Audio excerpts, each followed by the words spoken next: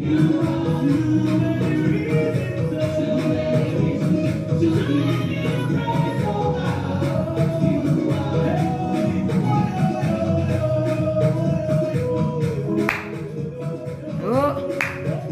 are good.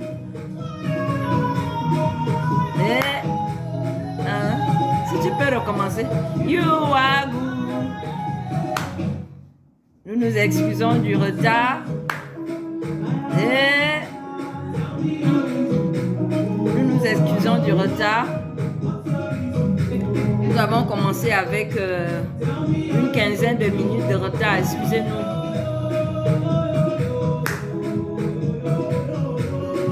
You are good. Maintenant, c'est là. YouTube là. You are good. Et praise the Lord. You are good. Et the reason. Tu as plusieurs raisons, 1001 raisons pour adorer Dieu, pour louer Dieu. Donc, dis-moi, quelle est ta raison pour adorer Dieu? Qu'est-ce que Dieu a fait pour que tu puisses l'adorer, le louer? Donc, you are good.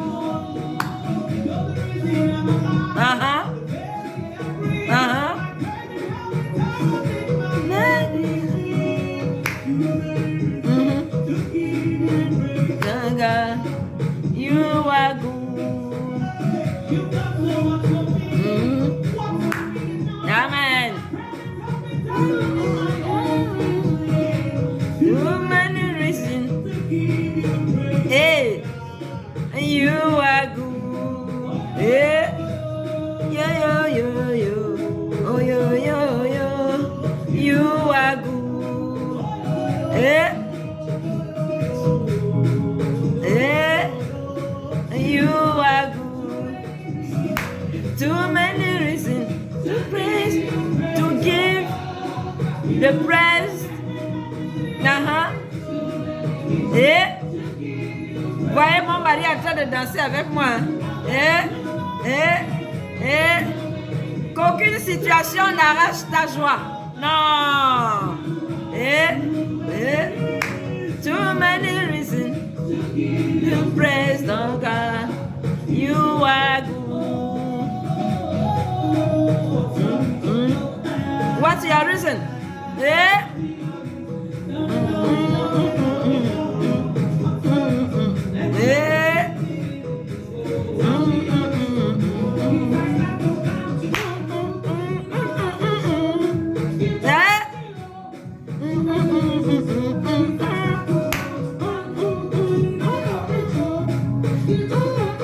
Merci Chino, la fille de Dieu, elle est née pour ça.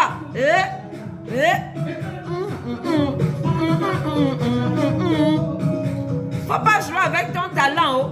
C'est ça qui va te rapporter les récompenses dans l'éternité. Faut pas jouer avec ça.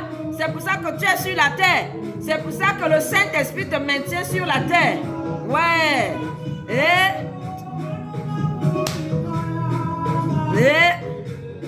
You are good. Too many reasons. Aya.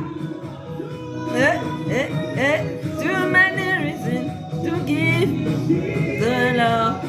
You are good.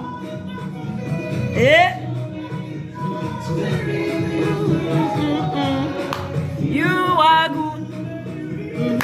Too many reasons. You are good. Oh yo yo yo.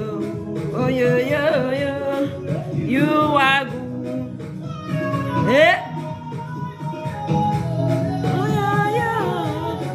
You are good.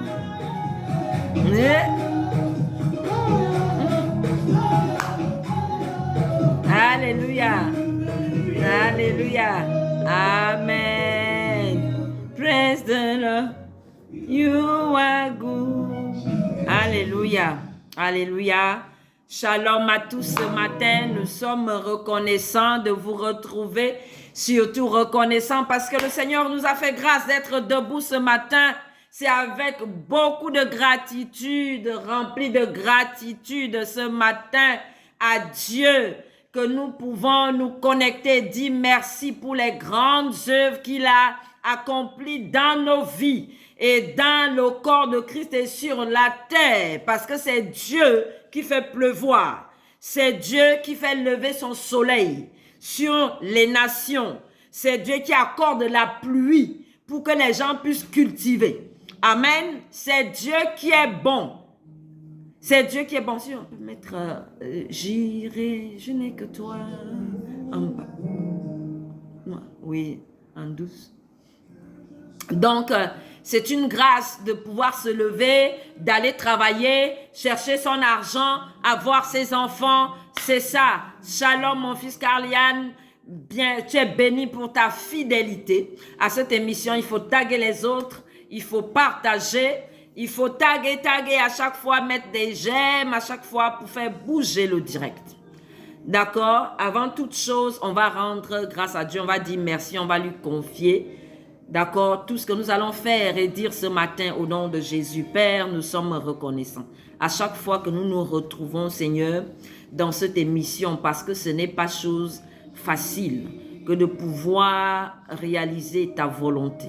C'est vraiment par la puissance du Saint-Esprit que nous pouvons nous lever et chaque lundi parler en ton nom ou te laisser parler à ton peuple. C'est une grâce. Merci pour le courage, la force que tu nous donnes.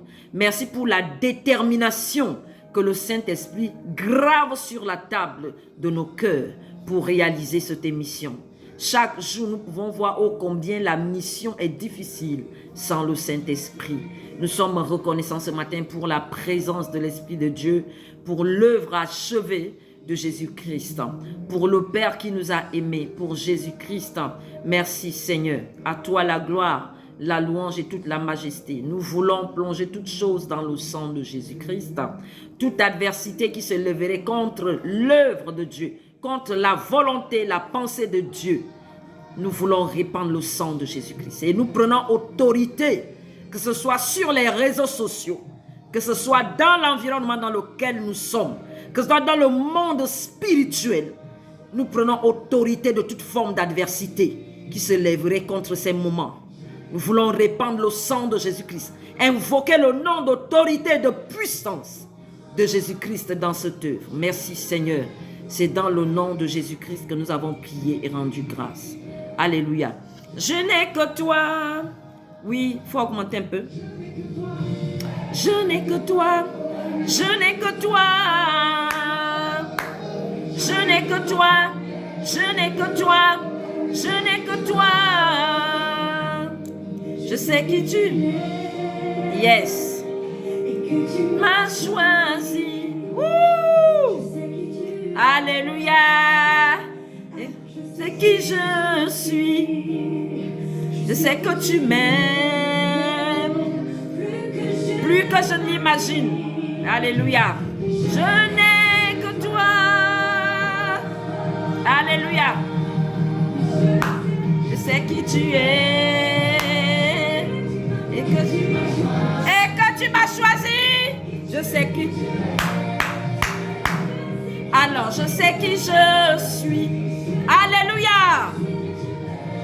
Je sais que tu m'aimes plus que je ne l'imagine. Je n'ai que toi. Alléluia. C'est la vérité. Tu m'aimes et que je suis. Wouh! Je sais que. Alors je sais qui je sais qui tu es, alors je sais qui je suis. Alléluia. Alléluia. Je n'ai que toi, Seigneur. Nous n'avons que toi en réalité. Les hommes n'ont que Dieu. Les hommes n'ont que Dieu. Les hommes n'ont que Dieu. Les hommes n'ont que Dieu. Alléluia. Ah. Merci, Seigneur. Quelle grâce d'adorer le Seigneur. Quelle grâce. Alléluia. Mais je n'ai que toi. Je n'ai que toi. Je n'ai n'ai que toi. Je n'ai que toi. Je n'ai que toi. Je n'ai que toi. Je ne sais pas qui toi tu as, mais moi là-haut, je n'ai que Jésus. Je n'ai que Jésus. Je n'ai que Dieu le Père. Je n'ai que le Saint-Esprit. Ah! Le Seigneur dit, en dehors de lui, il n'y a pas d'autre Dieu. En dehors de lui, il n'y a pas d'autre Dieu. Je ne sais pas sur qui tu comptes. Je ne sais pas sur quoi, quelle est ta montagne, sur quoi tu t'es appuyé. Quel est ton appui? Le mien, c'est Jésus-Christ. Ah, le rocher des âges. Amen. Ah, j'irai. Je n'ai que toi. En toutes circonstances, je serai. Ça veut dire quoi? En toutes circonstances, il t'est pourvu. En toutes circonstances, il t'est pourvu. En toutes circonstances, Dieu pourvoit. Quelle que soit la circonstance qui prévaut dans ta vie, même quand tu es devant la mort, Dieu prévoit. Il prévoit. Alléluia. Alléluia. Aïe, aïe, aïe. Et si Dieu nourrit les oiseaux du ciel, s'il habille les herbes des champs, à combien plus forte raison, moi Dieu, moi son temple, à combien plus forte raison, le temple de Dieu que je suis, à combien plus forte raison, la fille de Dieu que je suis, héritière de Dieu, co-héritière de Christ. Alléluia. Merci Seigneur. Si Dieu nourrit les herbes des champs, si Dieu habille les herbes des champs, si Dieu nourrit les oiseaux du ciel, à combien plus forte raison nous son peuple. La Bible dit que nous faisons partie de sa famille. Alléluia. En réalité, l'homme a été suscité pour créer, fonder une famille à Dieu. L'homme et la femme ont été créés pour fonder une famille à Dieu. Alléluia. Nous faisons partie de la famille de Dieu. Je ne sais pas sur qui tu t'appuies ni sur quoi tu t'appuies, mais pour moi, l'Éternel des armées est ma force. Il est mon appui, il est mon énergie, il est ma vitalité. Alléluia. Merci Seigneur. Vous êtes dans l'émission Lève-toi et sois éclairé. Lève-toi, excusez-moi, lève-toi et sois la plateforme d'illumination de Jésus-Christ. Vous êtes dans l'émission Lève-toi et sois la plateforme d'illumination de Jésus-Christ. Et oui, c'est de cela qu'il s'agit.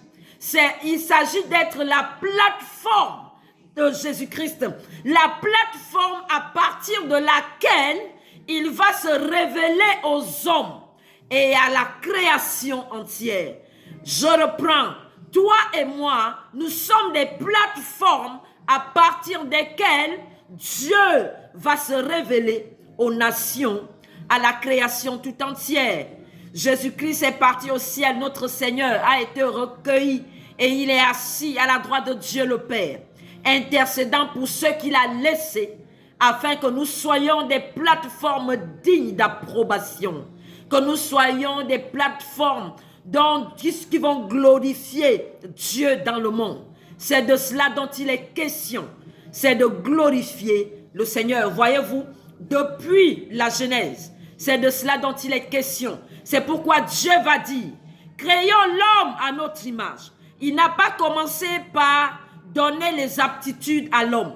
Il n'a pas commencé par lui donner le pouvoir. Il n'a pas commencé, non, il a commencé par créons l'homme à notre image selon sa ressemblance. Créons l'homme selon notre nature, selon que nous sommes. C'est de cela dont il est question, que Dieu se révèle à travers l'homme. Et c'était l'objet de la venue de Jésus-Christ, puisque lui-même est la nouvelle création, l'entrée de jeu. Alléluia. Merci Seigneur.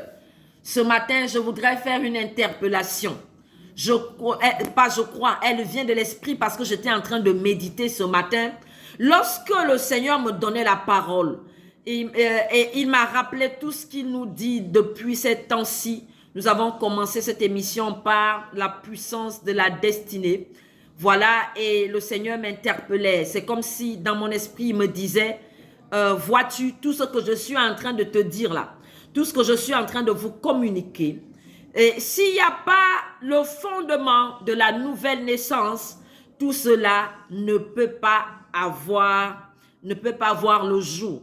Tout ce que je te dis, tout ce que je te communique, tout ce que je te donne à ton mari et à toi, tout ceci, s'il n'y a pas le fondement, la fondation de la nouvelle naissance. En fait, il n'y a pas de vie chrétienne sans la fondation de la nouvelle naissance. Vous savez, dans Jean 3, versets 1 à 6, le Seigneur Jésus parle avec Nicodème. Et il est en train de lui parler de la nouvelle naissance qui a été annoncée depuis Ézéchiel 36, versets 25 à 27. La nouvelle naissance avait déjà été annoncée depuis l'Ancien Testament. Et donc, que le Seigneur Jésus est venu concrétiser. Et donc, tout ce que nous disons, tout ce que vous entendez, tout ce que l'homme peut manifester, du moins l'homme qui est sur la terre après Jésus-Christ, sans la nouvelle naissance, cela n'est pas possible. Je voudrais interpeller mes frères, mes pères, mes frères d'âme. Voilà. Donc, c'est dit aux pasteurs, aux serviteurs de Dieu, aux servantes de Dieu. Interpellez fortement le corps de Christ. Interpellez le corps de Christ.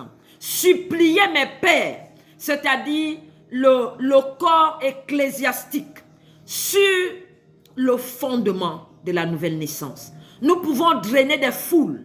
Si nous ne nous assurons pas à ce que cette foule-là que nous sommes en train de drainer, cette foule est née de nouveau. Que les âmes qui nous suivent là sont nées de nouveau. Ça ne sert à rien. Tout ce que nous allons bâtir par la suite ne sert à rien. L'un des problèmes majeurs qui frappent l'Église aujourd'hui, c'est que nous avons négligé la fondation de la nouvelle naissance. Donc, je voudrais interpeller le corps de Christ. Je voudrais supplier par les compassions de Christ, les serviteurs de Dieu, que le Saint-Esprit va, ou bien qui se laisseront utiliser par l'Esprit en s'arrêtant sur ce message. Que nous tous là, qui voulons des disciples, des conquérants de haut niveau, des conquérants qui vont amener la gloire de Dieu, qui vont répandre la gloire de Dieu, qui sont appelés à manifester la dignité de Dieu dans les nations, par les compassions de Christ. Revenons à la nouvelle naissance. Cessons de banaliser la nouvelle naissance. Cessons de banaliser dans les assemblées, dans les communautés, dans les maisons, le principe de la nouvelle naissance. Impossible de mener la vie chrétienne sans la nouvelle naissance. C'est impossible. Et je voulais faire cette interpellation ce matin parce que moi-même, le Saint-Esprit m'a interpellé lorsqu'il était en train de m'instruire sur ce que je vais dire ce matin depuis un moment, mais surtout ce matin, ça a résonné dans mon âme. Et je voulais le partager avec mes frères d'âme, les serviteurs de Dieu. Les serviteurs de Dieu. La femme est un serviteur de Dieu. Il faut arrêter de dire servante de Dieu. La femme est un serviteur de Dieu. La femme est un serviteur de Dieu. D'accord? Donc, j'ai voulu faire cette interpellation. Donc, vous êtes dans l'émission « Lève-toi, sois éclairé ». Lève-toi, sois la plateforme d'illumination de Jésus-Christ dans les nations. C'est pour ça que nous sommes nés.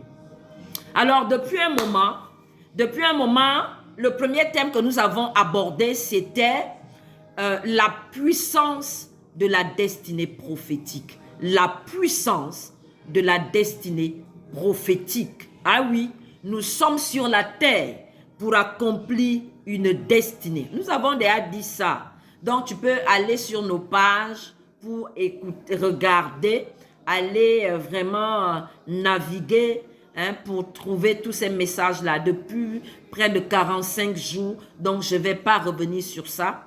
D'accord? Donc, on a parlé, on a dit c'est quoi la destinée prophétique et tout ça. Ensuite, nous avons entamé en fait, la série, c'est la puissance de la destinée prophétique. Donc, nous ne faisons que développer les sous-thèmes, les thèmes, les sous-thèmes, les thèmes, les sous-thèmes.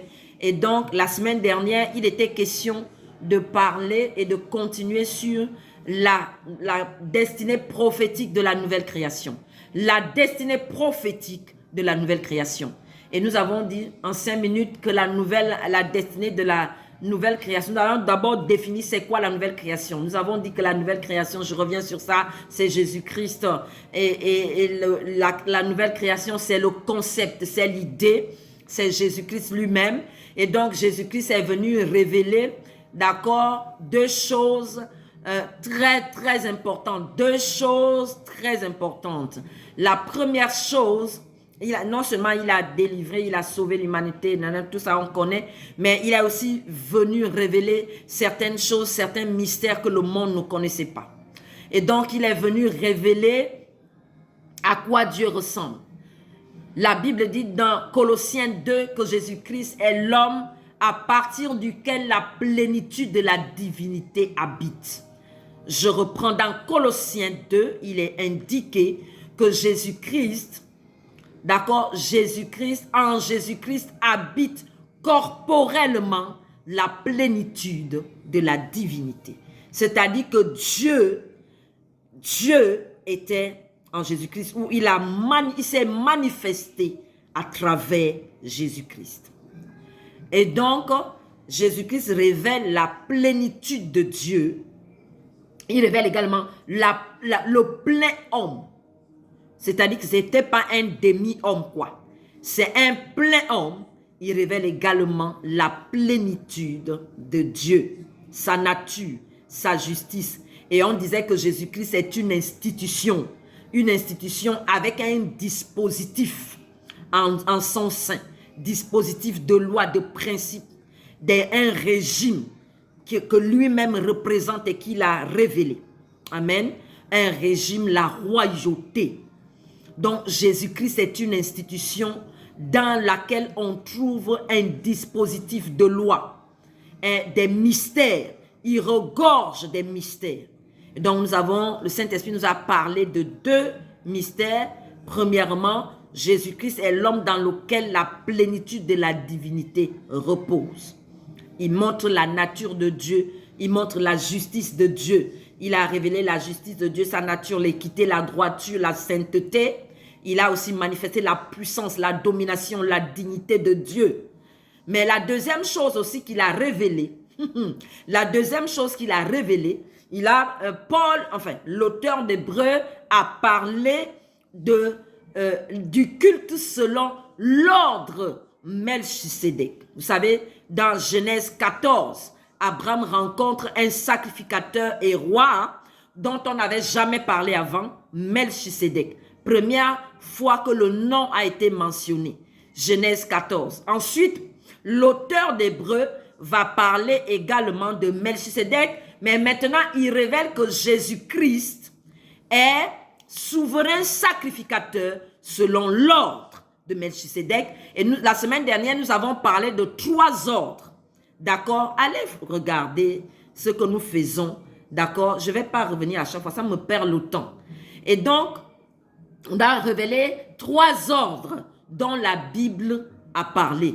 L'ordre qui était l'ordre du culte. Quand on parle d'un ordre du culte, ça veut dire les lois du culte.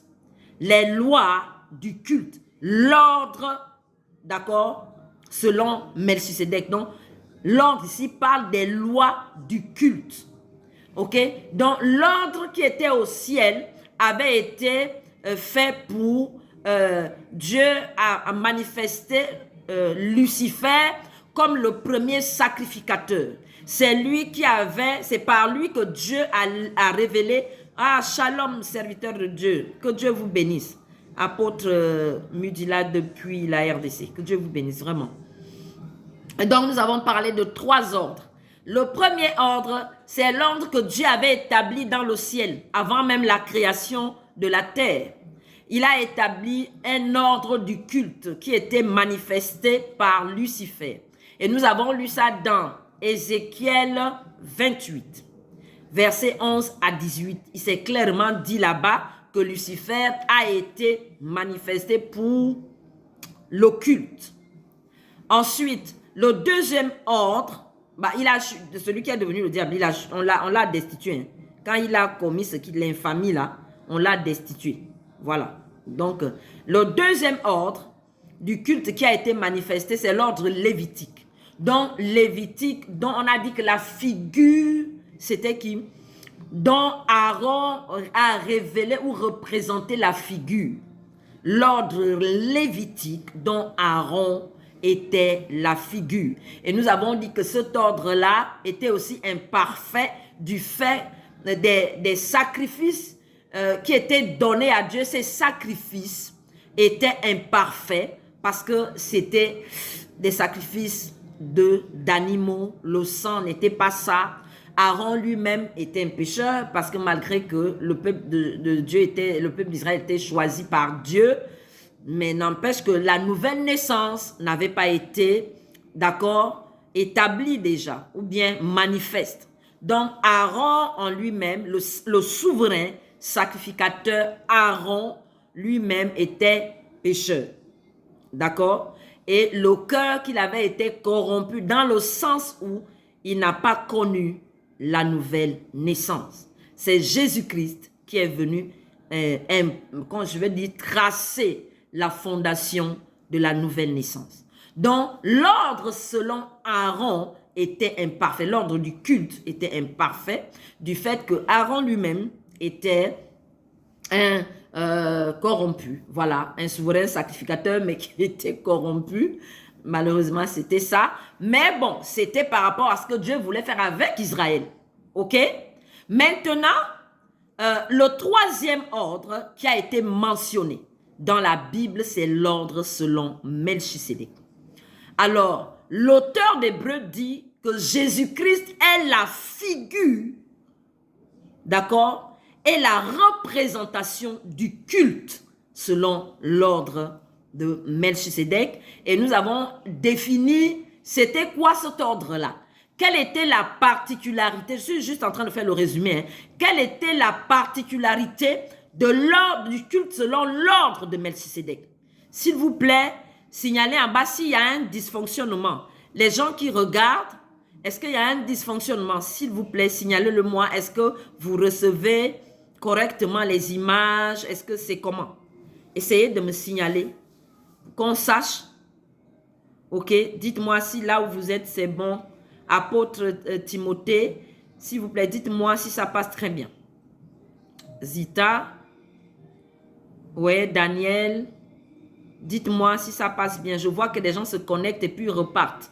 Il faut qu'on sache qu'est-ce qui se passe. Ok.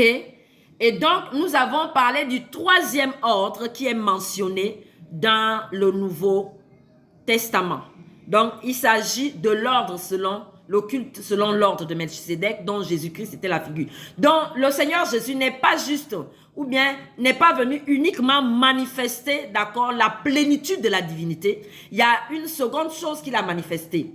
C'était, on a parlé de la sacrificature. Le grade le plus élevé de la prêtrise. Je reprends, le grade le plus élevé de la prêtrise. La prêtrise, c'est la fonction de celui qui fait le culte, qui pratique le culte. C'est celui-là qu'on appelle prêtre. D'accord? Prêtre, ou bien la prêtrise, c'est la fonction de celui qui pratique le culte. Donc, le Seigneur Jésus est venu révéler le plus haut grade de la sacrificature ou encore de la prêtrise. D'accord?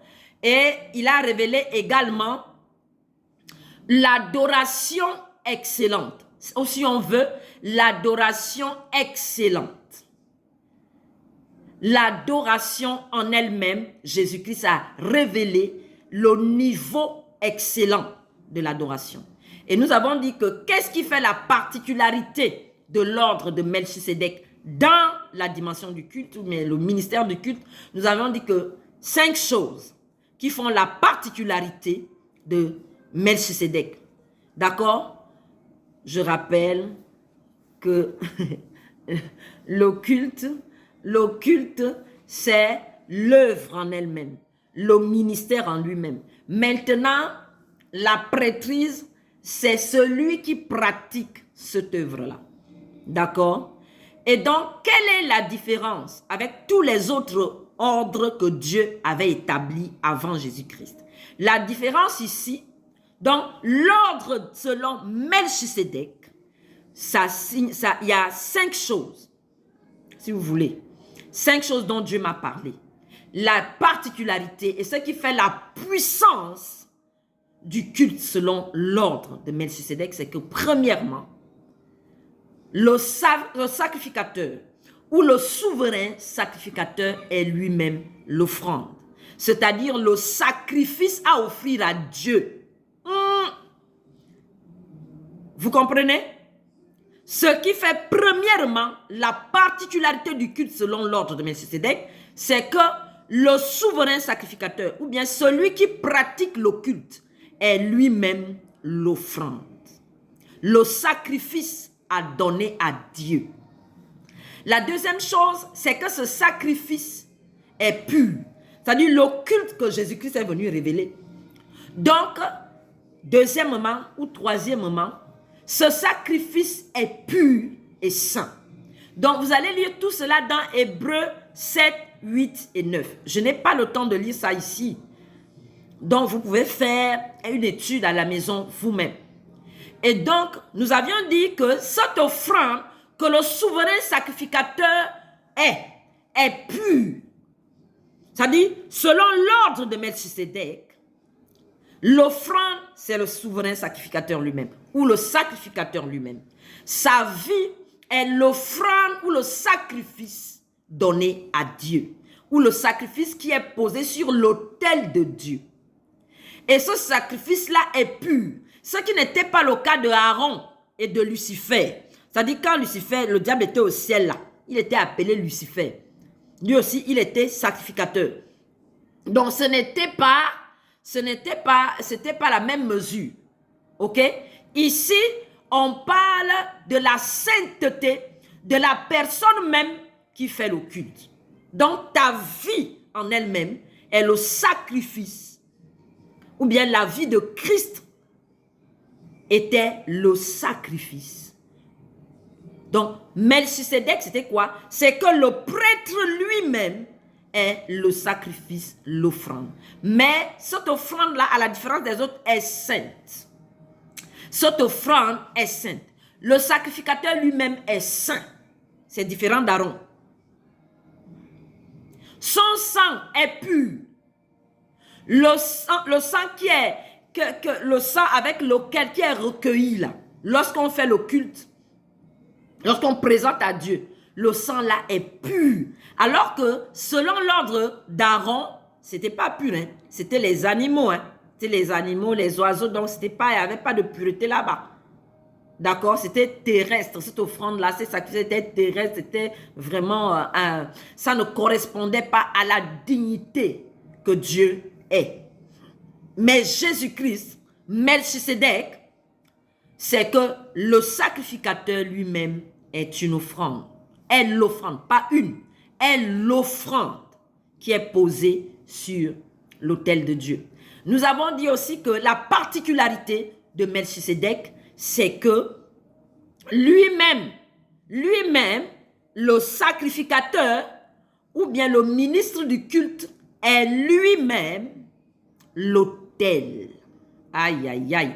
L'autel, c'est l'espace dans lequel le culte est pratiqué. C'est ce qu'on appelle un autel. L'espace sur lequel le culte est pratiqué. C'est ce qu'on appelle l'autel. L'espace dans lequel, vous les gens des races là, je vais vous poser la question, c'est quoi un hôtel? Les enfants des races là, vous devez savoir c'est quoi un hôtel. Je vais vous poser la question là aux études.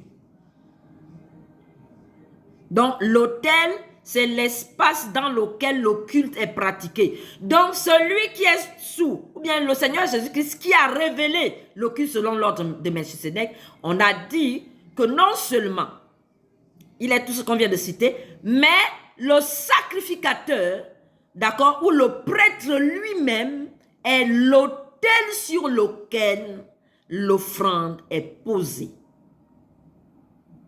Donc, il est lui-même l'autel. Vous voyez ça? Dans l'ancienne alliance, c'était pas ça. Hein? Quand tu rentres dans le parvis, lorsqu'on a conçu le tabernacle, quand tu rentres dans le parvis, on trouvait l'autel sur lequel les offrandes, le culte était célébré. D'accord? Là où on faisait l'office du culte là. C'était quelque chose de matériel. Même au ciel là, quand j'ai lu Apocalypse 8.5 ou bien 5.8, quand j'ai lu, j'ai vu, d'accord, qu'il y a un autel devant Dieu.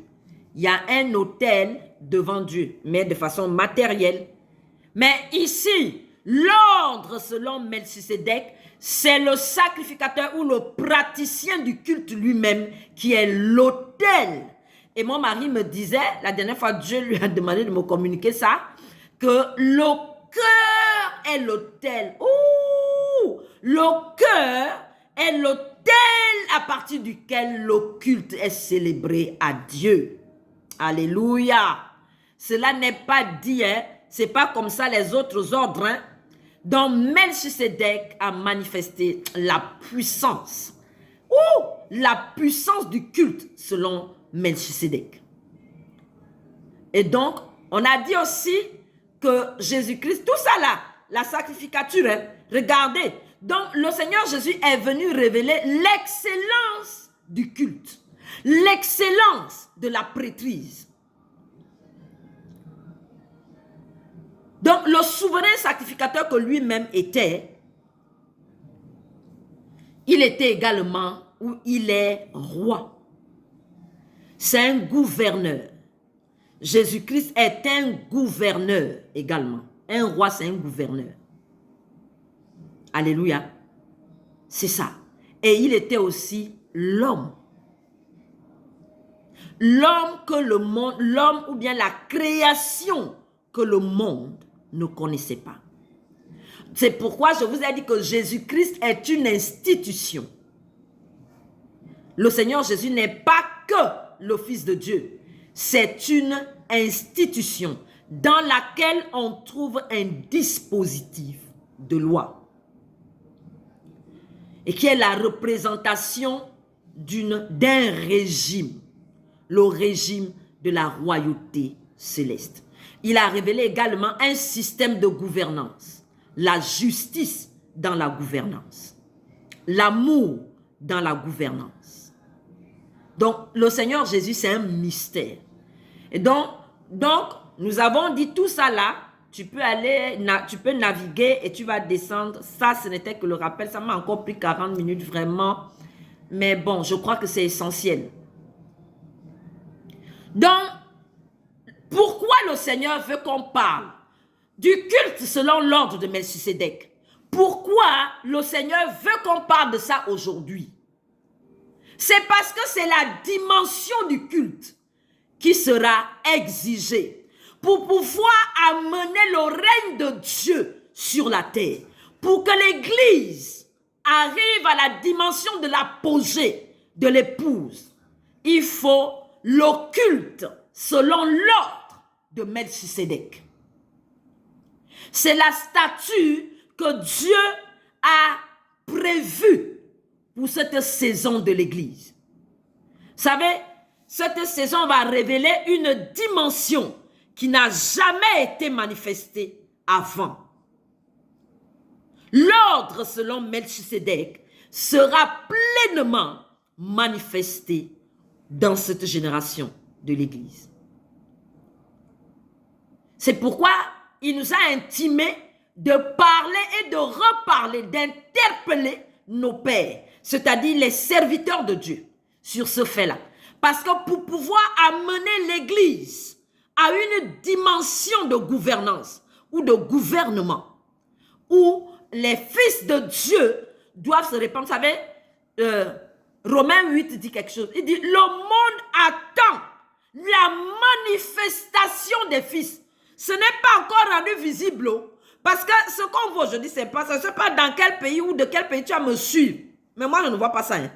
Que quand les enfants de Dieu, là où les enfants de Dieu, ce qu'on commence à... Vous voyez, le président Donald Trump est un présage de ce que Dieu veut faire. Je reprends.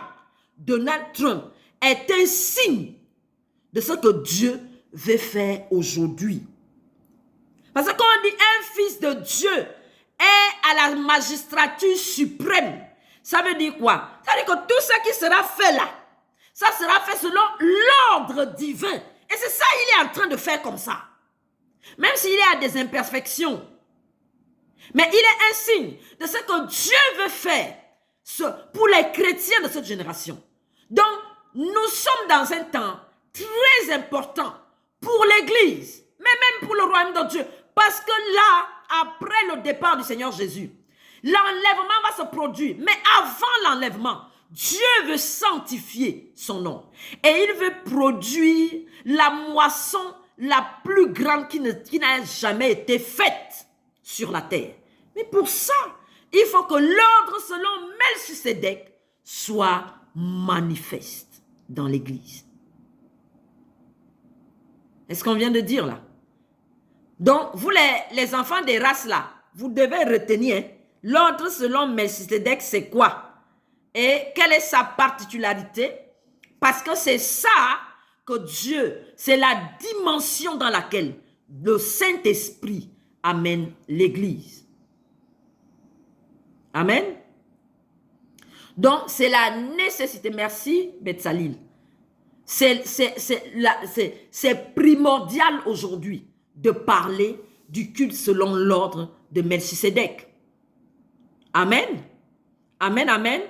Donc, c'est de cela dont nous avons parlé la semaine dernière. Vous pouvez, d'accord, circuler dans notre profil pour revoir tout ceci. Alors, aujourd'hui, je vais juste continuer en parlant de c'est quoi être à l'image, être l'image et la ressemblance de Dieu, le Christ. Être l'image et la ressemblance de Dieu ou encore Christ. Qu'est-ce que ça signifie? On va lire quelque chose. On lit d'abord la parole parce que tout ce que nous faisons, c'est à partir de la parole. Donc, Genèse 1 d'abord. Je commence par Genèse 1. Genèse 1, verset 26. J'ai encore quelques minutes. J'ai encore une bonne vingtaine de minutes. Hein. Genèse 1, verset 26.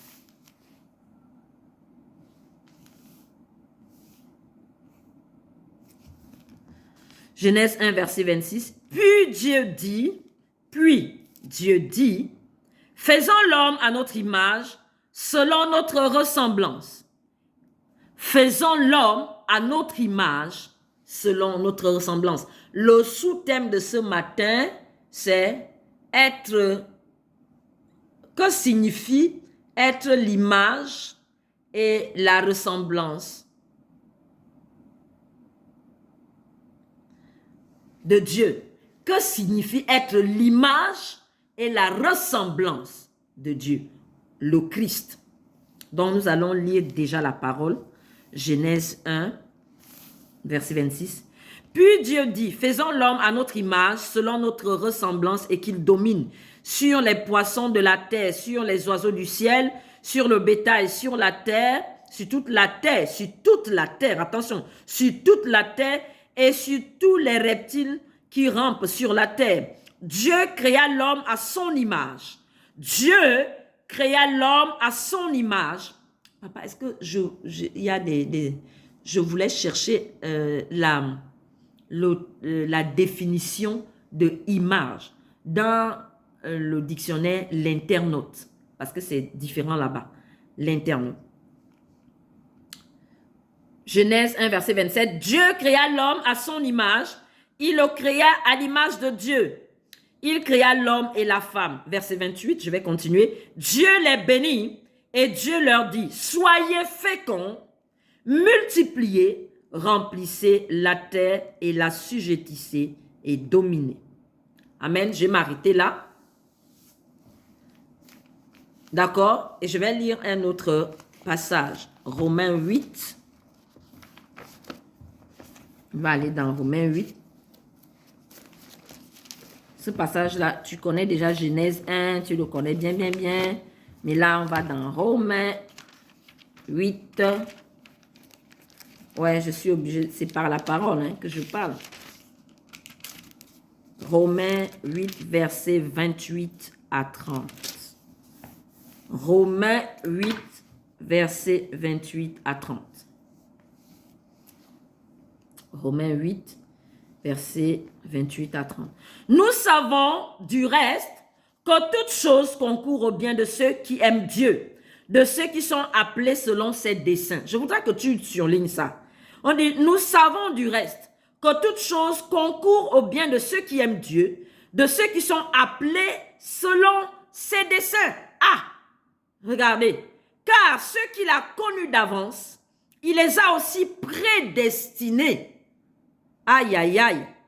Car ceux qu'il a connus d'avance, il les a aussi prédestinés à être semblables. Amen.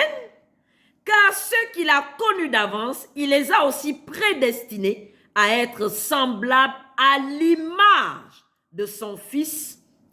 Merci. Merci, chérie. Afin que son Fils fût le premier-né d'entre plusieurs frères. Je reprends. Nous savons du reste que toute chose concourt au bien de ceux qui aiment Dieu, de ceux qui sont appelés selon son dessein. Selon son dessein. Vous voyez?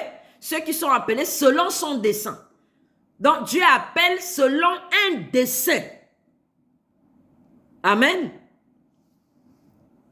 Pour ceux qui sont appelés selon son dessein, car ceux qu'il a connus d'avance, il les a aussi prédestinés à être semblables à l'image de son Fils, afin que son Fils fût le premier-né entre plusieurs frères. Et ceux qu'il a prédestinés, il les a aussi appelés. Et ceux qu'il a appelés, il les a aussi justifiés. Et ceux qu'il a justifiés, il les a aussi glorifiés. Glorifier, ça veut dire sanctifier. Il les a mis de côté. Il les a consacrés. Vous voyez ça? Donc Dieu a appelé des gens pour un dessein. Quel dessein? À être semblable au Fils premier-né. Afin qu'il soit le premier-né d'entre plusieurs frères. Qui est là-bas? On est en train de parler de l'émanation de la nouvelle création, du Christ. C'est-à-dire cette création que le monde n'a jamais connue. Et Colossiens a eu la révélation. Ce que c'est quoi? Cette création-là, c'est homme. Mais ce n'est pas seulement un simple homme. C'est un homme à partir duquel la plénitude de Dieu habite. Vous voyez ça? Image. On parle encore d'image. Semblable à l'image. Vous voyez? C'est pas fini. On va toujours lire. Sinon, tu as dit que c'est le pasteur Rokis qui vient raconter des choses parce qu'il y a des espèces de personnes qui viennent pour raconter des choses. C'est pas moi qui dis ça ici, là. C'est pas moi qui ai parlé. C'est pas moi, oh. C'est la Bible qui dit ça.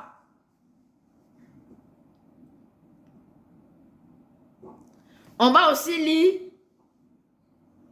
Éphésiens. Ça tu connais déjà. Éphésiens 2, verset 10. Il dit, nous sommes son ouvrage, ayant été créés en Jésus-Christ. Non, on va aller là-bas. Tu as dit que le pasteur Rokis raconte des choses. Éphésiens, avant de donner les définitions de image et ressemblance là, on va aller dans Éphésiens. Allez, on continue. Il faut aller avec moi. Il ne faut pas me critiquer. Pour rien même d'ailleurs. Éphésiens 2. On va lire. Éphésiens 2, verset 9. Verset 10, excusez-moi. Il dit, je commence au verset 9, Éphésiens 2, à partir du verset 9, il dit, « Ce n'est point par les œuvres, afin que personne ne se glorifie, car nous sommes son ouvrage, ayant été créés en Jésus-Christ, le premier-né là. » Regarde maintenant. On dit, nous sommes son ouvrage, ayant été créés en Jésus-Christ pour de bonnes œuvres que Dieu a préparées d'avance, afin que nous les pratiquions. Dieu, tout ce qu'il a fait à partir de Jésus-Christ et avant, c'est pour un dessein. Un seul dessein. C'est le premier qu'il a annoncé dans la Genèse. Genèse 1, verset 26 à 28. Tout ce qui va suivre là, c'est pour un seul dessein. Que l'homme révèle l'image et la ressemblance. Jésus-Christ n'est pas venu pour réaliser un autre plan. Il est venu pour, comment je vais dire, rendre parfaite le plan que Dieu le Père avait entamé depuis la Genèse. Jésus-Christ est venu parfaire ce que Dieu avait entamé et a arrêté à cause du péché. Le Seigneur Jésus est venu pour le parfaire. C'est pour ça que l'homme va être recréé ou bien créé en Jésus-Christ. L'homme va être recréé ou encore créé en Jésus-Christ, la nouvelle création. Je rappelle qu'on avait fait une nuance entre la nouvelle création et la nouvelle créature. La nouvelle création, c'est le concept, c'est l'idée, c'est l'institution. Mais la nouvelle créature que nous sommes engendrés à partir de la nouvelle création Christ. Nous sommes des petits Christ, quoi. C'est ça. C'est pas fini. Voilà. 1 Pierre 2, verset 9. Toujours. Je finis de lire la parole. C'est-à-dire, c'est à partir de ces passages-là que mon message est posé. 1 Pierre 2, verset 9. Vous, au contraire, vous êtes une race élue, un sacerdoce royal. Le sacerdoce, c'est l'œuvre, une œuvre royalement établie. Vous, au contraire, qui? Ceux qui sont créés en Jésus-Christ. Ceux que Dieu a préparés ou bien destinés à être semblables à Christ. On dit ici là, Pierre lui dit, vous au contraire, vous êtes une race élue, un sacerdoce royal, dont une œuvre consacrée, d'accord? Une nation sainte. Et j'aime ça, oh. Moi j'aime ça, hein? Sacerdoce royal. Qui est? J'ai même créé une page où j'ai écrit sacerdoce royal. Une nation sainte, un peuple acquis au prix du sang puissant. Un peuple acquis au plus haut degré.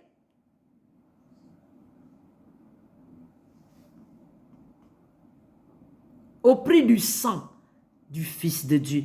Le Fils premier-né. il nous a acquis. Il dit quoi? Pourquoi? Afin que vous annonciez les vertus de celui qui vous a appelé. On dit ici là qu'on a été créé en Jésus-Christ afin d'annoncer les vertus. Je vais redire ça autrement. Afin d'annoncer la qualité de la nouvelle création que Jésus-Christ est. Je reprends. Je vais le dire autrement, ce passage-là. 1 Pierre 2, 9. Moi, j'aime bien. Je vais coller ça chez moi, là. Parce que ça, là, ça me rappelle, c'est la réalité de Dieu en nous et pour nous. La réalité de la parole. Vous, au contraire, vous êtes une race élue. Quelle est la race là? La race qui a été élue, créée par Dieu. On a déjà dit ça. La race Christ. Un sacerdoce royal, une consécration royale. Une nation sainte. La justice de Dieu. Un peuple acquis afin que tout ce cérémonial, toute cette sacralisation, Dieu dit pourquoi? Afin que vous annonciez les qualités de celui qui vous a appelé des ténèbres à son admirable lumière. L'Église a été appelée, consacrée pour un seul dessein, afin d'annoncer les œuvres ou les vertus ou les qualités de celui qui nous a rachetés. Voilà. Montrer qui Dieu est. Montrer qui Dieu est. Vous savez, Genèse 1, on ne s'éloigne pas de ça. Hein? Genèse 1, le Seigneur Jésus ne s'est pas éloigné de Genèse 1. Il ne s'est pas éloigné. Et donc, nous qui sommes créés en Jésus-Christ, nous continuons l'œuvre qu'il a commencée. À savoir, révéler la plénitude de la divinité dans un corps. Révéler le plus haut degré de l'adoration et le plus haut grade de la prêtrise, c'est-à-dire la pratique du culte, c'est-à-dire les praticiens du culte. Là. La référence sur la terre et dans le ciel. C'est la nouvelle création, c'est la nouvelle créature. Le plus haut grade de la prêtrise, écrit ça en bas. Le plus haut grade des ministres du culte qui ont existé, c'est celui que le Christ a manifesté, le culte selon l'ordre de Melchisédek. C'est pour ça que l'Église a été suscitée. Alors tout le travail du Saint-Esprit va consister à accoucher un peuple, des sacerdoces royaux. Je reprends. Tout le travail du Saint-Esprit consiste à accoucher ou à engendrer des personnes à partir de la nouvelle création de Christ et d'en faire quoi? Des sacerdoces royaux. De manifester la nouvelle création, Christ, Dieu.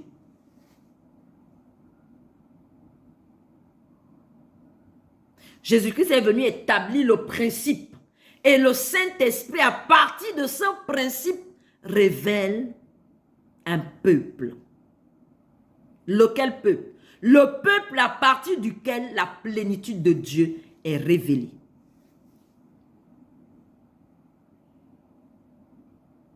L'adoration parfaite que les hommes doivent voir, c'est à partir de l'Église. C'est pourquoi on ne peut pas se permettre d'être des adorateurs des religieux. L'Église, c'est vraiment une chute. C'est une chute de ne pas manifester cette stature que le Seigneur Jésus est venu initier et implanter sur la terre. On dit qu'il est le fils premier-né. Donc, dans sa catégorie,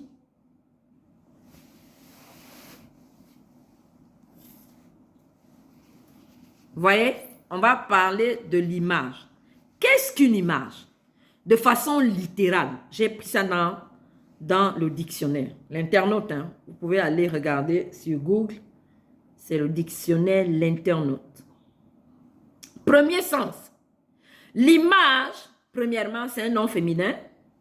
Ça veut dire quoi? Ça veut dire représentation d'une personne ou d'une chose. La représentation. L'image signifie la représentation d'une chose, d'une personne d'abord, ou bien d'une chose. C'est le premier sens. Je vais lire tous les sens, parce que tous les sens disent exactement de quoi il est question. Deuxième sens, vous voyez, les hommes, hein, regardez comment les hommes comprennent les choses, les hommes ordinaires. Deuxième sens, ça signifie, image signifie copie conforme comme le reflet d'un miroir. Est-ce que nos vies peuvent rester les mêmes après de telles informations? Deuxième sens du mot image.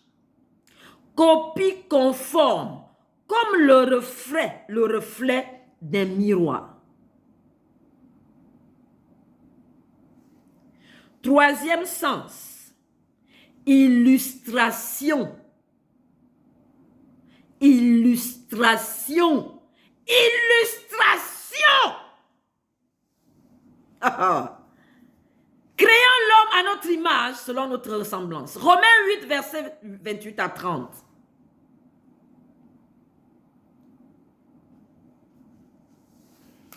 Nous avons été prédestinés à être semblables à l'image du Fils premier-né. Copie conforme, image, copie conforme comme le reflet d'un miroir. Troisième sens, illustration, synonyme reproduction, description. Vous voyez, chez les gens qui définissent, regardez comment ils comprennent. Description, la description d'une chose, ou bien la description d'une personne, c'est ça l'image. Quatrième sens, représentation mentale que l'on se fait de quelque chose ou de quelqu'un. Je ne vais plus prêcher. Je ne vais plus prêcher. Créons l'homme à notre image selon notre ressemblance. Et nous avons été créés en Jésus-Christ afin d'être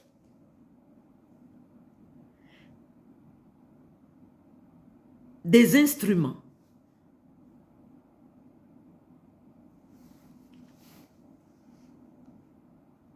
Quatrième sens, représentation mentale que l'on se fait de quelque chose ou de quelqu'un. Représentation mentale. Mentale. C'est ça l'image. Donc, celui qui a traduit Genèse là, il a très bien compris, hein, quand il a entendu image là, celui qui a traduit Romains 8 là, verset 28 à 30 là, c'est très bien clarifié là-bas. Hein. Quand il dit image là, et puis eux, ils disent, les hommes, eux, ils disent ici, voilà, représentation mentale. Mentale. Pas seulement physique, mais mentale.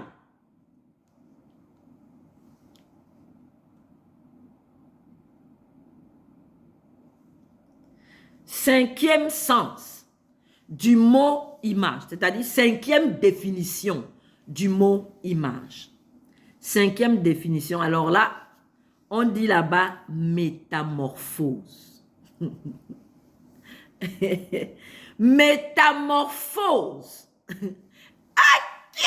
Non, je voudrais aller embrasser la dame. Il semble que c'est une dame qui a fait l'internaute là.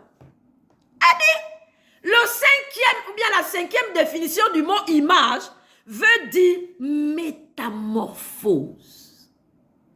Le Saint-Esprit. On a dit ça, non? Ceux des races là, 2 Corinthiens 3, la Bible dit quoi? Le Saint-Esprit, qu'est-ce qu'il fait? Nous tous à visage découvert. Nous tous à visage découvert. Contemplant comme dans un miroir. Contemplant comme dans un miroir. La gloire de Dieu. Nous sommes transformés en la même image, de gloire en gloire, comme par le Saint-Esprit. Je crois que tu vas sauter là où tu es. J'ai dit, si après ces messages, tu es resté une même personne, c'est que toi, c'est pas la peine. Il est dit, hein, c'est quoi être à l'image selon la ressemblance? L'image et la ressemblance, ça veut dire quoi? On vient de voir. Et la personne qui a traduit ça dans Google, là, ça a été, je ne sais pas si Dieu l'a inspiré, mais c'est de manière excellente qu'elle a traduit ça. C'est une dame. Le dictionnaire l'internaute. C'est exactement ça. Elle termine en disant, c'est une métamorphose. Je crois que tu as étudié métamorphose en sciences, non? La métamorphose. Et là, la Bible vient de nous le certifier, comme papa m'a donné tout à l'heure. C'est papa qui me donne tout ça. Hein. C'est Dieu qui lui dit, il faut lui dire comme ça. Il faut l'aider. Nous sommes transformés. Donc, je reprends. Le ministère principal du Saint-Esprit consiste à engendrer à partir du concept nouvelle création. Jésus-Christ, un peuple à l'image, selon la ressemblance de Dieu. Un peuple à partir duquel la plénitude de Dieu doit être révélée, illustrée. On doit voir la métamorphose. La personne se métamorphoser. Et on voit Dieu dans cet individu.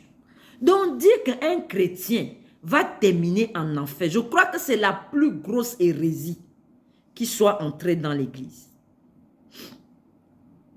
Je dis, hein, la plus grosse hérésie qui soit entrée dans l'église, c'est lorsqu'on dit que chrétien va terminer en enfer.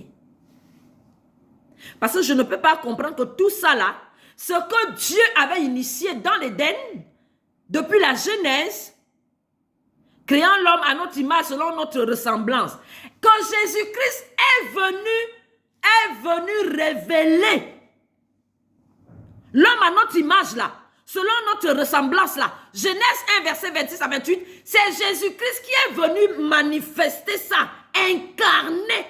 Il a manifesté la création du ciel et de la terre à vue, ou on vu cela, à travers la personne du Christ. Maintenant, le Saint-Esprit dit, ça a inspiré Paul, dit que ça ne s'est pas arrêté seulement chez Jésus, nous naissons de nouveau.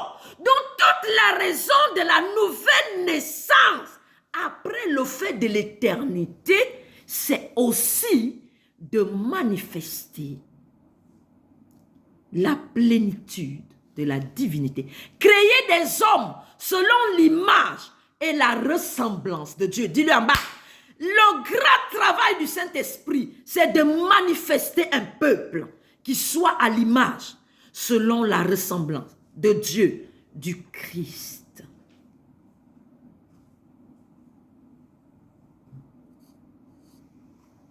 Je vais chercher ressemblance. C'est ça, bien-aimé. Après ce genre de message là, si tu es resté le même là, moi je ne sais pas où.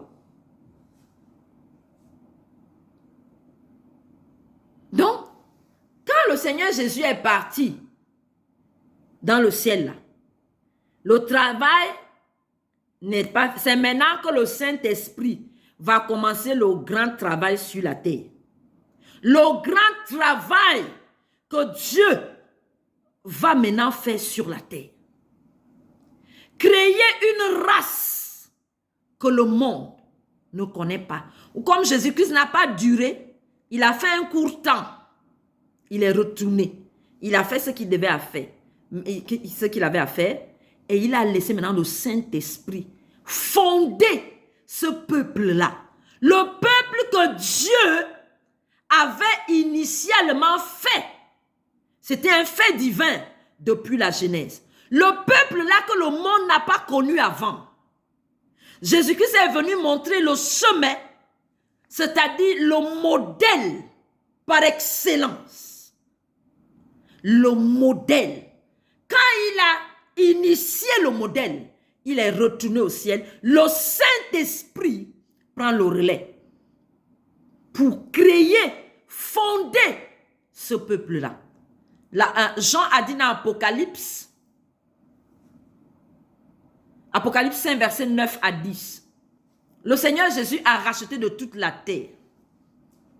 Il a fait des hommes et des femmes un royaume afin de faire d'eux un royaume de sacrificateurs. Et ils régneront sur la terre. Maintenant, allons voir la définition de ressemblance. Non, ce n'est que 1h11. Ressemblance, c'est quoi? Définition.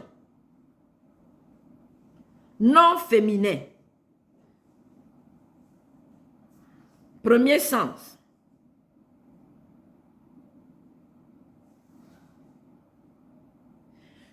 Ressemblance, c'est du trait pour trait. Selon la définition littérale dans le dictionnaire. Que signifie ressemblance? Ça signifie être trait pour trait. C'est-à-dire tu es trait pour trait une personne, quoi. Tu illustres une personne trait pour trait. C'est-à-dire il n'y a pas erreur là-bas. Il n'y a pas erreur là-bas. Deuxième sens. L'illustration du modèle. Ah, qui est? Non. Quelle est cette femme-là que Dieu a inspirée comme ça? Définition du mot ressemblance. Nous sommes dans le sous-thème être l'image et la ressemblance de Dieu, de Christ. Ça veut dire quoi? Donc, nous sommes d'abord en train de définir les mots là, de manière littérale. Dans le dictionnaire là, quelle est la compréhension que les hommes ont eue là-bas? C'est de ça qu'on est en train de parler ici. Premier sens, trait pour trait. Deuxième sens, ressembler, c'est être trait pour trait l'image de quelqu'un. Deuxième sens,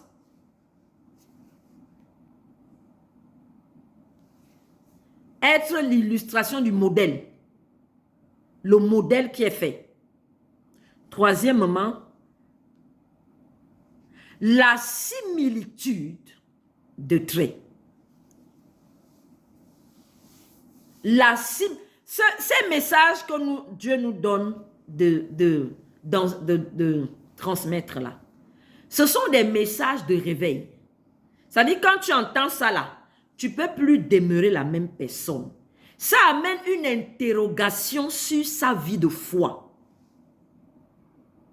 La vie de foi là, quand tu es chrétien, puis tu dis que tu es chrétien, tu vas à l'église, tu es né de nouveau. Et tu vois ta vie, tu n'es pas différent du monde. Tu n'es pas différent d'un religieux. Donc les messages qui sont donnés ici viennent pour réveiller le chrétien. Ou celui qui se réclame de Jésus-Christ. Sens 3 du mot ressembler. Définition. Similitude de traits. Similitude de traits. Ressemblance. Faisons l'homme à notre image. J'ai terminé, papa. Merci. Faisons l'homme à notre image, selon notre ressemblance. Qu'est-ce que la Bible a voulu dire?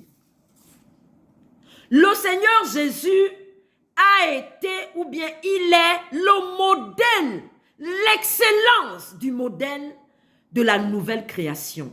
C'est-à-dire l'homme en lequel, ou la création à partir duquel, ou encore qui est l'habitation de la plénitude de la divinité. Maintenant, Paul a continué de dire, et nous avons été créés en Jésus-Christ pour être quoi? Pour être exactement, trait pour trait, les habitations dans lesquelles habite corporellement Dieu. J'ai peut-être exagéré sur le mot. En Jésus-Christ, le Saint-Esprit a créé des hommes à partir de Jésus-Christ. Ces hommes-là, quelle est leur nature? La nature de cet homme-là recréé ou créé en Jésus-Christ, c'est l'homme dans lequel la plénitude de Dieu est également manifestée.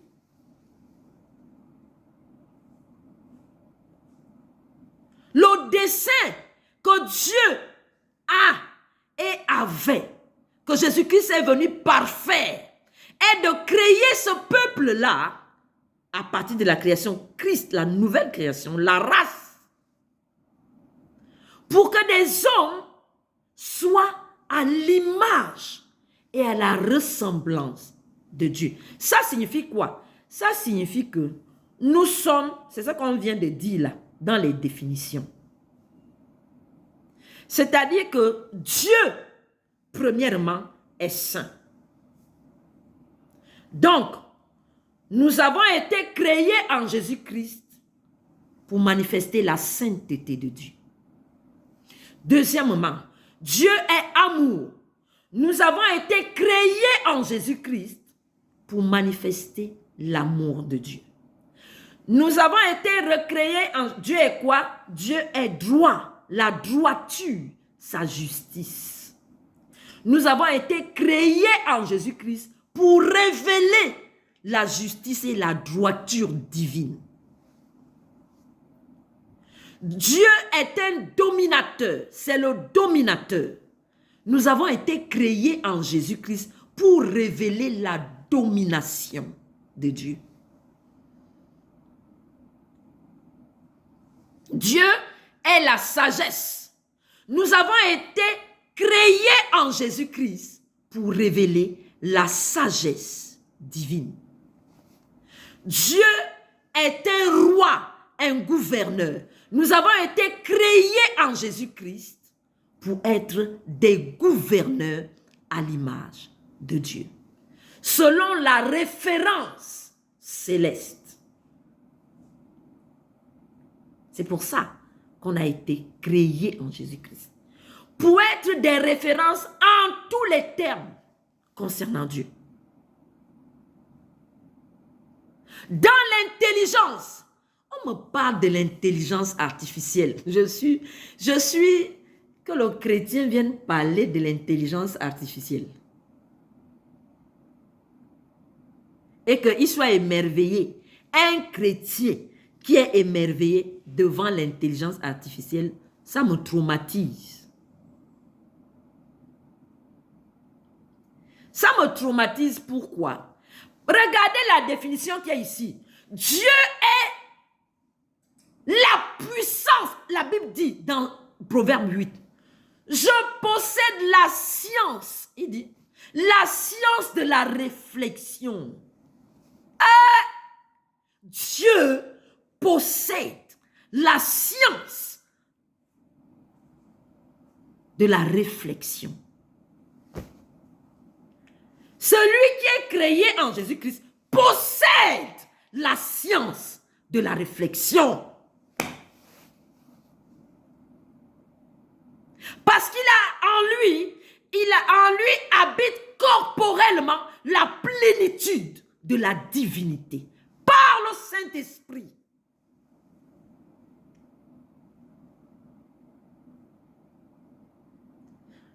Est-ce que vous et moi, nous comprenons ça?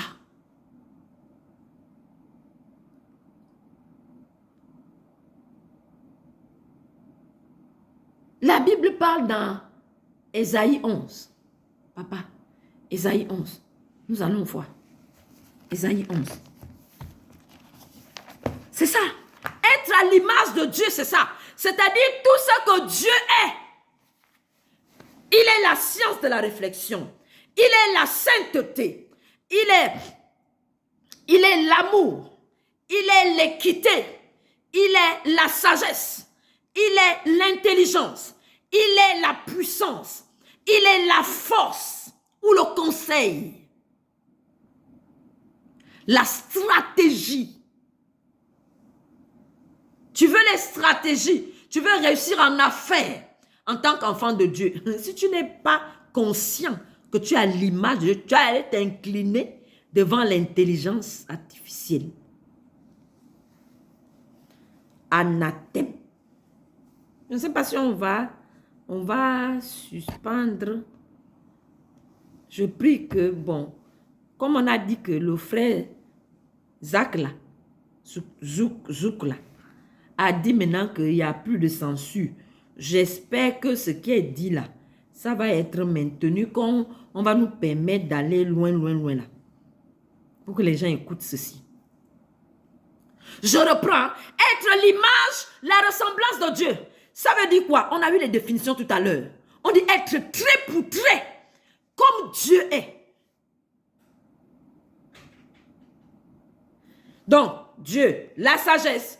Dieu, la sainteté. Dieu, l'équité. Dieu, le roi, le gouverneur. Dieu, le dominateur. C'est ça que Dieu est. Ce sont les attributs qu'on connaît de Dieu. Shalom, ma soeur Marceline. C'est ça. Donc, qui est Dieu alors? Pour qu'on comprenne, qu'on dit nous sommes à son image, selon sa ressemblance. Donc, on comprend. Et la Bible nous dit que Jésus-Christ est venu manifester pleinement qui Dieu est. C'est ce qu'on est en train de citer ici. La sainteté, la puissance, la science de la réflexion, la sagesse, l'intelligence. Je vais lire ça. Le Saint-Esprit nous l'a révélé pleinement, hein, ce que Dieu est là.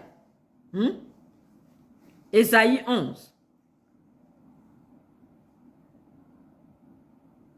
À partir du verset 2.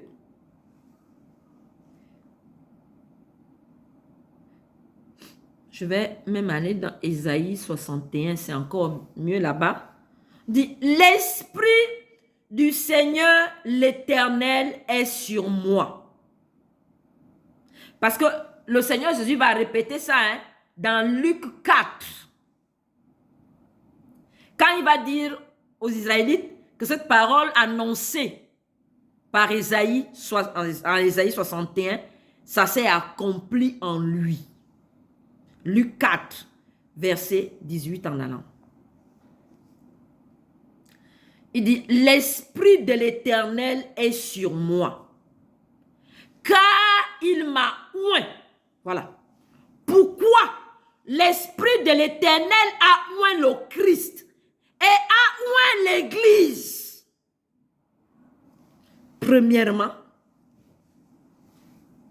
l'esprit de sagesse. Donc, le Christ est venu révéler quoi?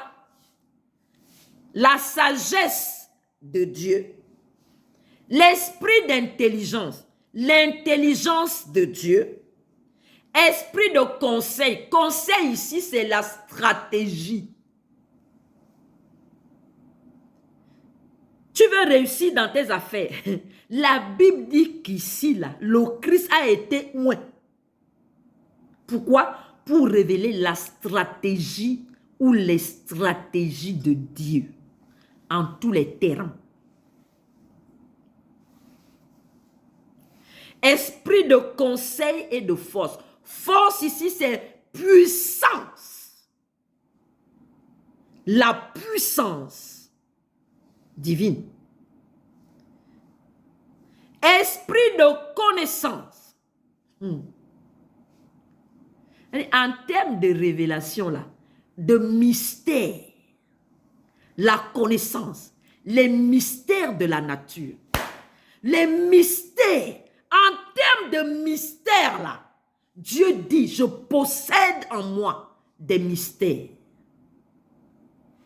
Et la Bible dit que ces mystères nous sont révélés par le Saint-Esprit. Les mystères de la création qui sont dans Dieu, le Saint-Esprit les prend parce qu'ils sondent les profondeurs de Dieu. Ces profondeurs, ces mystères, il les révèle à l'Église, ce qu'il est. Esprit de connaissance.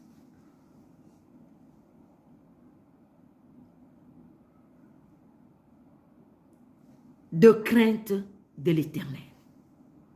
La sainteté.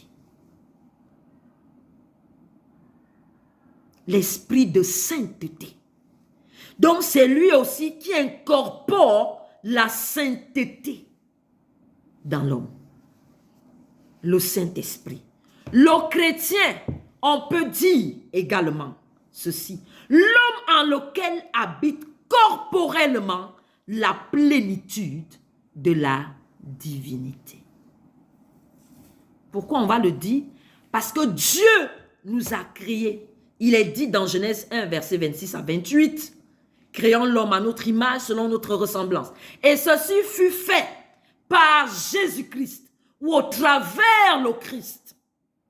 Cette image et cette ressemblance. Et maintenant, le Christ est venu initier le concept. Et le Saint-Esprit, maintenant, à partir du concept Jésus-Christ, va créer un peuple à partir duquel ou en lequel habite la plénitude de la divinité. Dieu ne ment pas. C'est cela qui est. Alors, si dans les églises, les gens ne sont pas transformés, s'il n'y a pas cette métamorphose, parce qu'on vient de lire dans l'une des définitions de image, ça signifie métamorphose. Alors, s'il n'y a pas de métamorphose dans les églises et qu'on retrouve le monde dans les églises, c'est un dysfonctionnement. Salomon a dit, c'est une erreur. C'est une erreur. Comme il a dit également, le sage Salomon va dire également qu'il a vu quelque chose de dysfonctionnel sur la terre. De sa sagesse, il dit, je vois les esclaves sur les chevaux. C'est-à-dire dans des postes de gouvernance. Ceux qui sont à l'image et à la ressemblance de Dieu, ce sont eux qui marchent. Et les esclaves, c'est-à-dire ceux qui sont encore possédés par le diable, sont dans des postes de direction, des pôles stratégiques de gouvernance dans une nation. Ce sont des esclaves. Ce n'est pas pour vous dire quelque chose à une personne ou mépriser qui que ce soit. Mais esclaves ici, ça veut simplement dire ceux qui sont encore conduits par le diable, qui sont possédés par l'esprit du péché. Ils n'ont pas encore cette liberté en le Christ.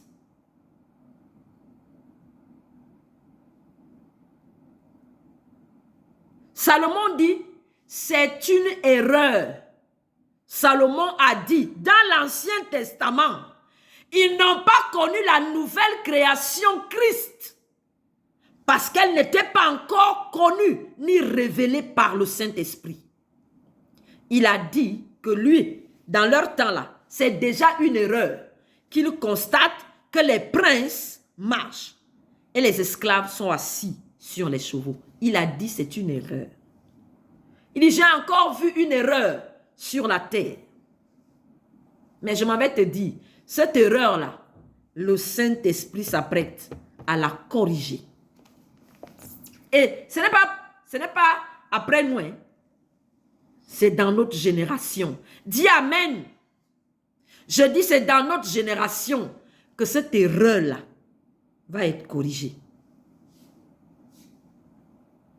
Il dit les princes sont sur des chevaux, plutôt les esclaves sont sur des chevaux et des princes marchent. J'ai dit le deuxième qu'il a dit. Les princes sont sur les chevaux. Les princes sur les chevaux. Les esclaves sur des chevaux et des princes.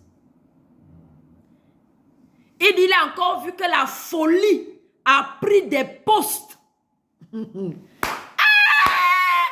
dit, hein, deuxième chose, il a constaté que la folie a pris des postes de direction. La folie, c'est Salomon qui a dit ça. Oui, on va bien lire ça même. Donc, avec toute cette définition de ce qu'est l'image et la ressemblance, c'est-à-dire être trait pour trait, comme Dieu. C'est tout ce qu'on vient de lire de Dieu là. Tout ce qu'on vient de lire là, de Dieu, la sainteté, la justice ou la droiture, l'amour, la puissance, le conseil, c'est-à-dire la stratégie, la révélation des mystères, la connaissance, la science de la réflexion, l'intelligence, la sagesse. C'est ce que Dieu est. C'est ce que Dieu est.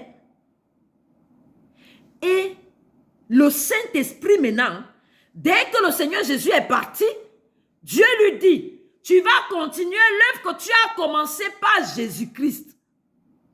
Tu vas continuer cette œuvre-là. Tu vas ériger un peuple à partir duquel les nations doivent me découvrir, moi Dieu.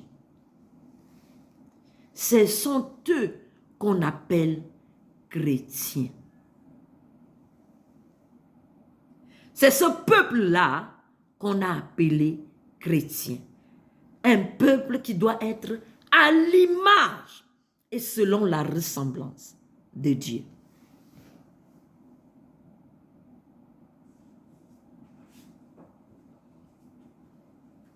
Donc, je crois que...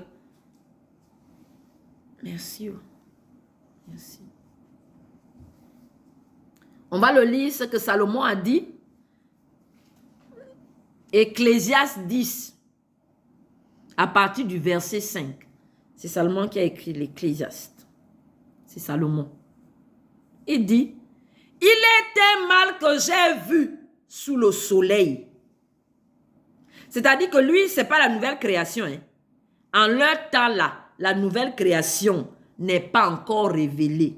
La nature de Dieu, là, l'image de Dieu et la ressemblance de Dieu ne sont pas encore révélées aux hommes. À l'époque là. Donc, déjà, avec sa sagesse, lui, il a vu, il a dit ceci, il est un mal que j'ai vu sous le soleil, comme une erreur provenant de celui qui gouverne. Comme une erreur, mais ce n'est pas une erreur. C'est qu'il y a quelque chose qui s'est passé.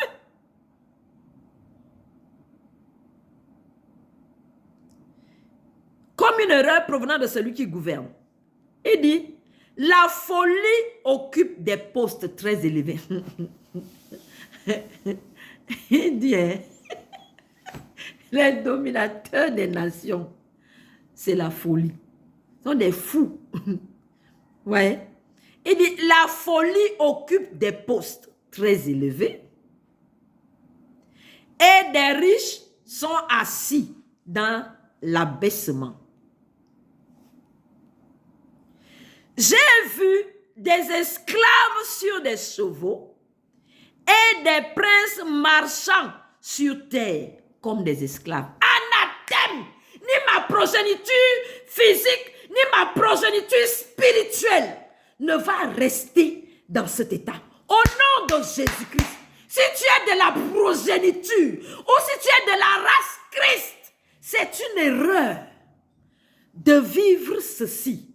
On dit, il est un mal que j'ai vu sous le soleil. Alors que Dieu a solennellement décrété et il a manifesté en Jésus-Christ en disant, je fais l'homme à mon image, selon ma ressemblance.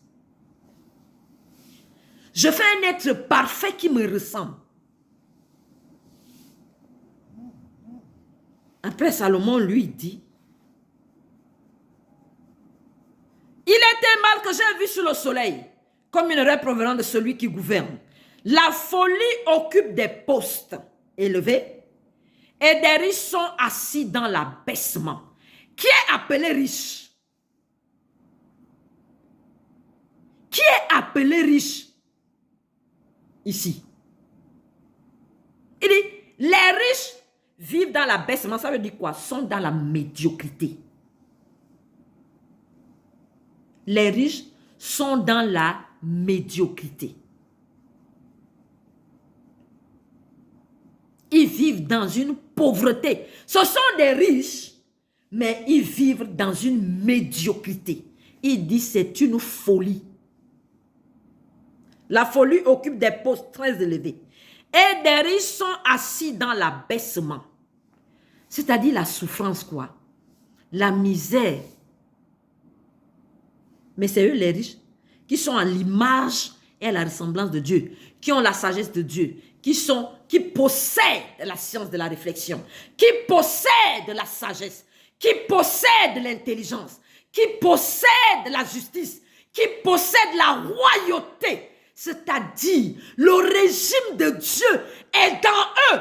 Quel est ce régime? Le régime qui est emprunt à la dignité. C'est-à-dire, tout ce que tu penses, tout ce que tu es et tout ce que tu entreprends est à un cachet ou doit avoir un cachet de la distinction et de l'excellence. Il dit, Salomon dit que ce sont ceux-là qui doivent avoir le cachet de la royauté céleste, de la distinction céleste. Il dit, ils sont assis dans l'abaissement. Salomon a dit, c'est une erreur. Si tu ne t'élèves pas après avoir écouté ce message-là, tu n'es pas chrétien. Tu n'es pas né en Jésus-Christ.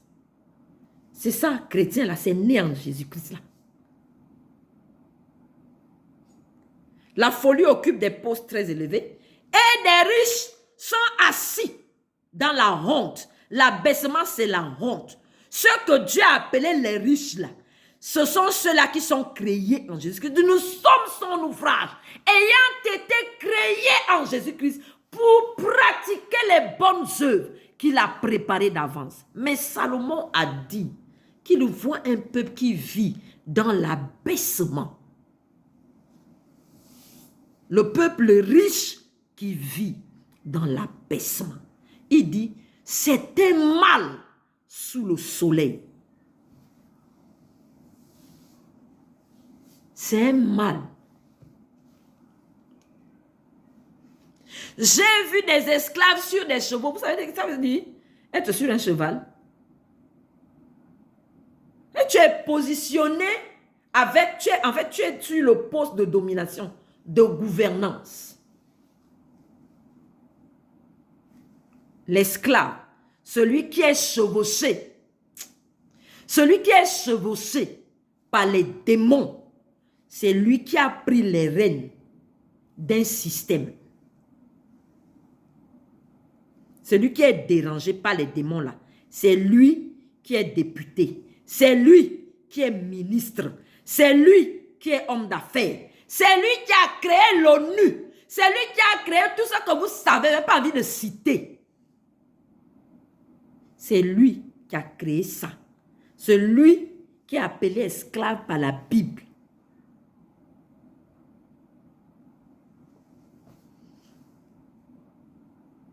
Et des princes. J'ai vu des esclaves sur des chevaux et des princes marchant sur terre comme des esclaves. C'est un mal. Le sage Salomon définit cela comme un mal. Et moi, je suis affecté selon la nouvelle création qui a été manifestée en Jésus-Christ et dont nous sommes issus. cette création-là vit la même chose. Et puis tu as dit enseignement, on a dit qu'on parle de prospérité là. Tu as dit c'est des faux enseignements. La prospérité là, ce n'est pas faux, hein. C'est pas un faux enseignement, hein. C'est que le diable a simplement corrompu la compréhension.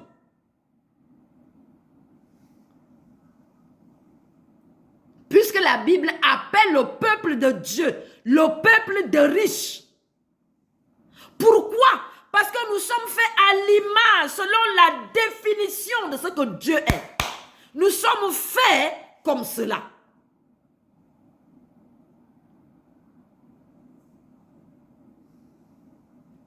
Je vais m'arrêter ici aujourd'hui. Qu'est-ce que ça signifie? Être à l'image et selon la ressemblance de Dieu. On a lu tout à l'heure, qu'est-ce que l'image? On dit la métamorphose.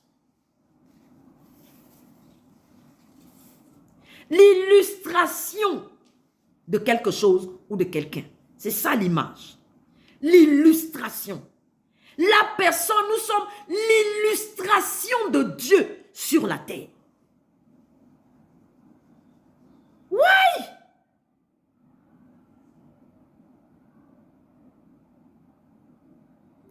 En Jésus-Christ, Dieu a métamorphosé l'homme.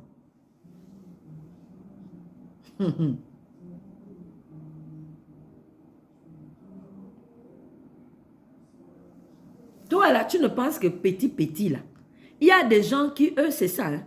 Tous ces petits, tout ce qu'ils entreprennent là, c'est toujours petit. Même quand ils ont des moyens là, c'est toujours petit. Ils habitent quelque part, c'est quelqu'un qui doit venir faire le ménage dans là où ils habitent là. Ils sont dans la médiocrité. C'est ça, hein? Tu es chrétien, tu vas à l'église, tu es dimanche, tu es chrétien. On dit tu es l'illustration de Dieu là où tu es. Et puis c'est chez toi on va trouver misère. C'est-à-dire là où tu es là. Voyez? Il y en a plein.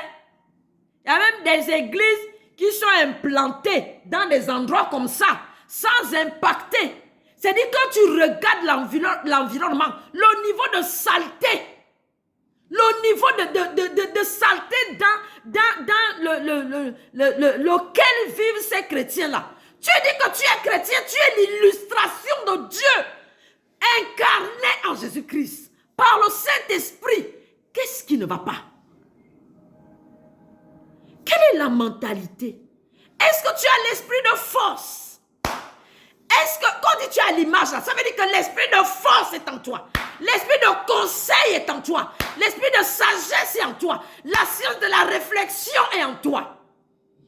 La sagesse de gouverner est en toi.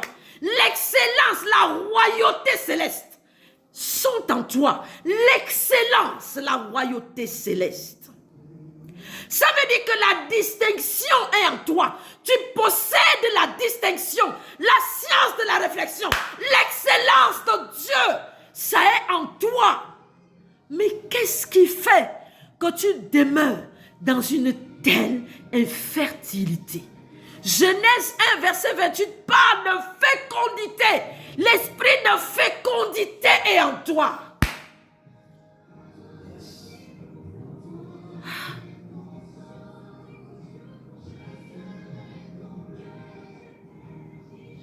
Seigneur, donne-nous les plateformes. Donne-nous les plateformes.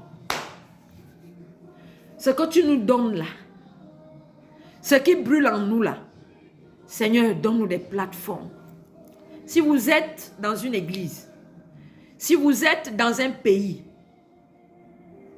même si vous êtes chez un pasteur et que vous voyez que vous vivez en deçà, il faut aller s'agenouiller. Tu dis, papa, j'ai entendu un message.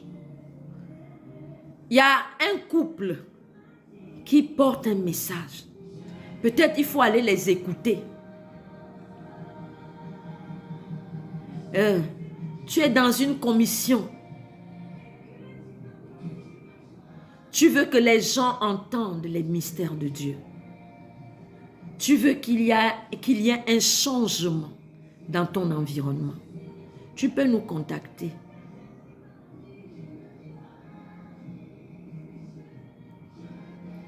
Tu peux nous contacter. On viendra avec...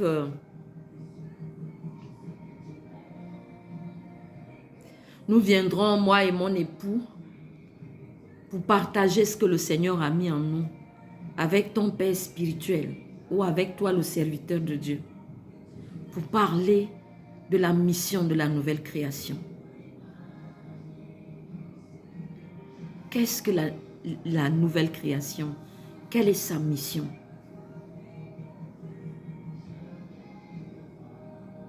Quel est le niveau, le degré de sacrificature que Dieu veut manifester dans cette génération avec l'Église?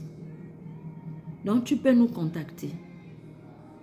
Tu es une âme, une brebis, tu es aussi pasteur. Ça ne nous dérangerait pas de venir partager ces messages. Le Saint-Esprit nous a chargés.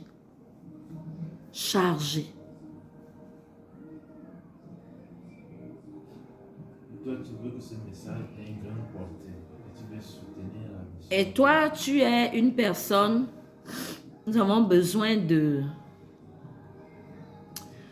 Nous voulons enregistrer ces messages qu'on donne depuis le début de l'année.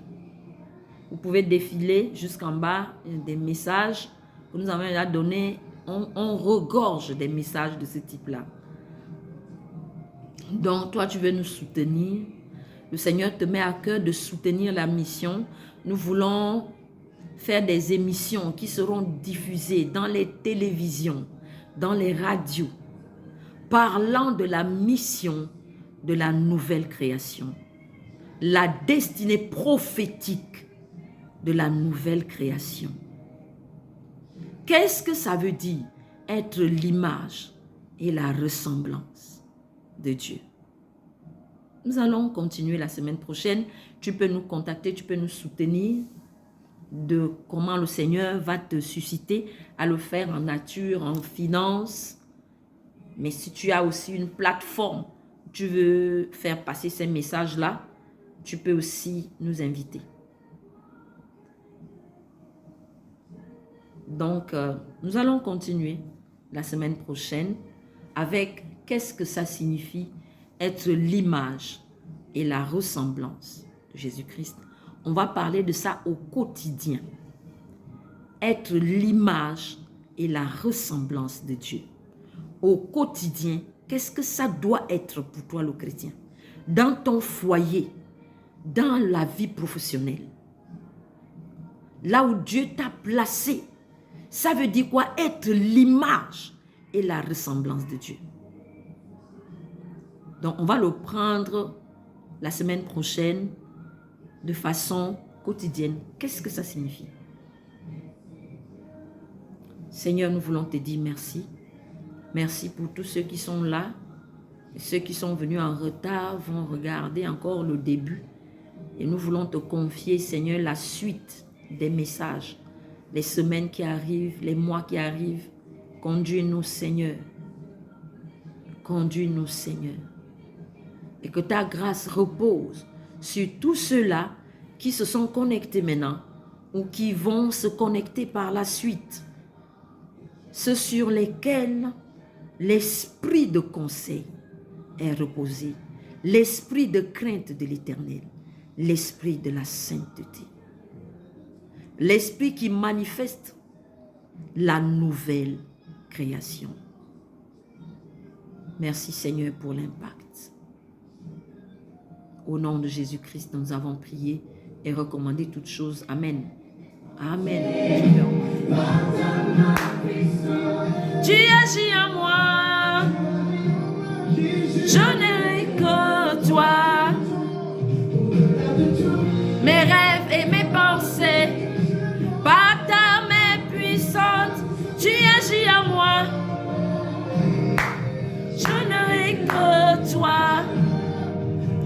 au-delà de tous mes rêves et mes pensées. Par ta main puissante, tu agis à moi. Yes, je ne manquerai de rien. Mes rêves et mes pensées, par ta main puissante, tu agis à moi. Ah, je ne manquerai de rien. Je ne veux que toi. Alléluia, soyez bénis. On se retrouve lundi à 10h30 heure GMT, 11h30 à Paris, 11h30 à Libreville. J'irai, je n'ai que toi. J'irai, je n'ai que toi. En toutes circonstances, je serai comblé. J'irai, je n'ai que toi. Amen. On se retrouve lundi. Nous vous aimons de l'amour de Jésus-Christ. Amen, amen. Bye, bye.